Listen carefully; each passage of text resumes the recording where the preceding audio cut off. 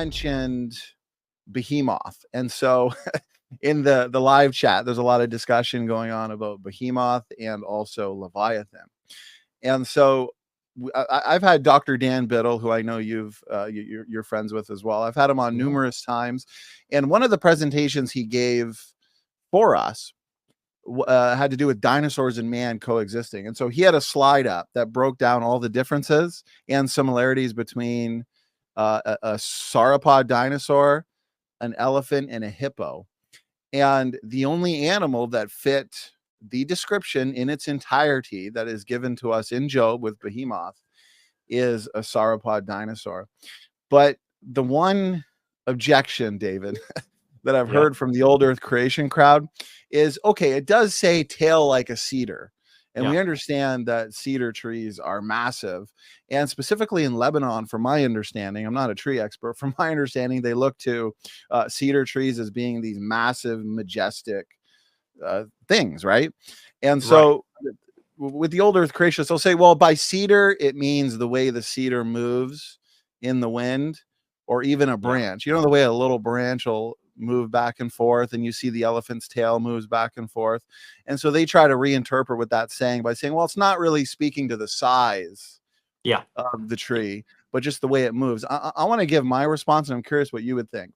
Looking at the description of Behemoth, David, it points to, as you pointed out, the strength is in his loins. The force is in the navel of his belly. So it's describing and emphasizing the strength, the endurance, the largeness of this creature. And then it says, he moveth his tail like a cedar. And so why would we assume the traits being described are pointing to the power and size of this animal, but suddenly it describes the tail, and now it's just describing this little branch going back and forth in the wind? That doesn't make it would make more sense contextually that the cedar is also referring to a trait that deals with its size and power. David, what are your thoughts on that?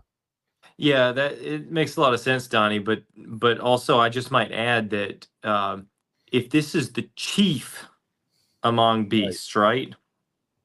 And we know that there are things a lot bigger than an elephant. Like this is, then why would it be described? Why would the elephant be described as the chief? That the biggest thing that God has created, or the most impressive thing that God has created, when we know that there are larger creatures that have been created, and those are the sauropod dinosaurs, right? So even that in and of itself, that one statement would indicate to me that we're looking at something other than a hippo or an elephant. That's a great point.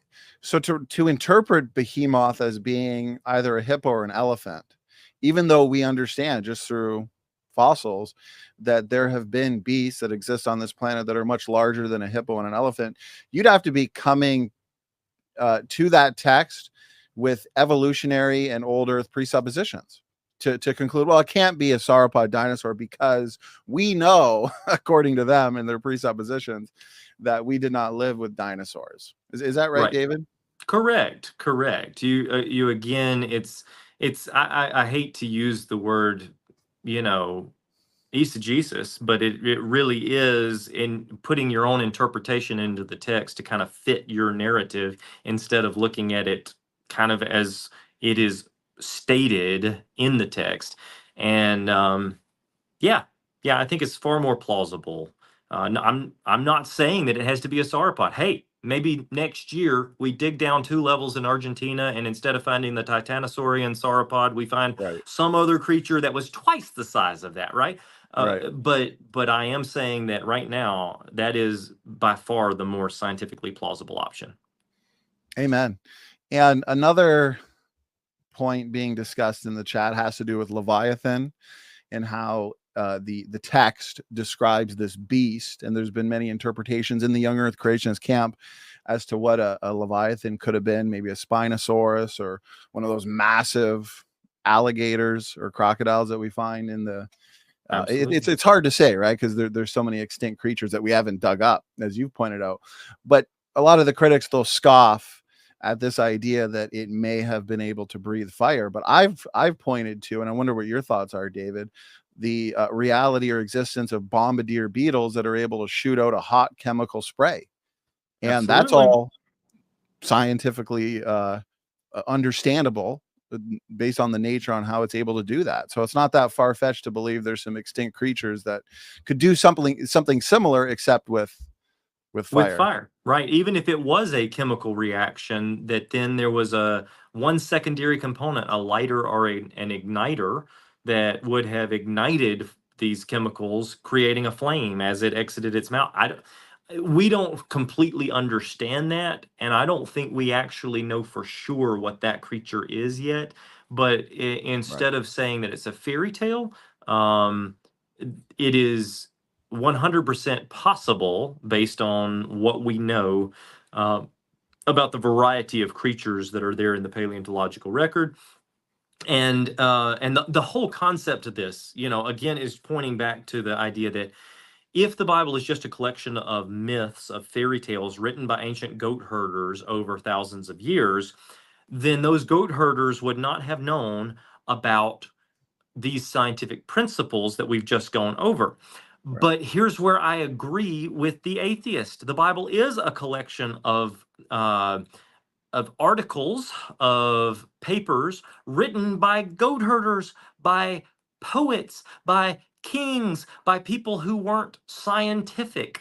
And yet somehow they got the science right in those writings. The only way that is plausible is through divine inspiration, because those people didn't know to write down the things they were writing down. They had no knowledge to write as deeply and as scientifically and as historically and as prophetically as they did. It had to have come from an external source downloading that information for their pens to follow.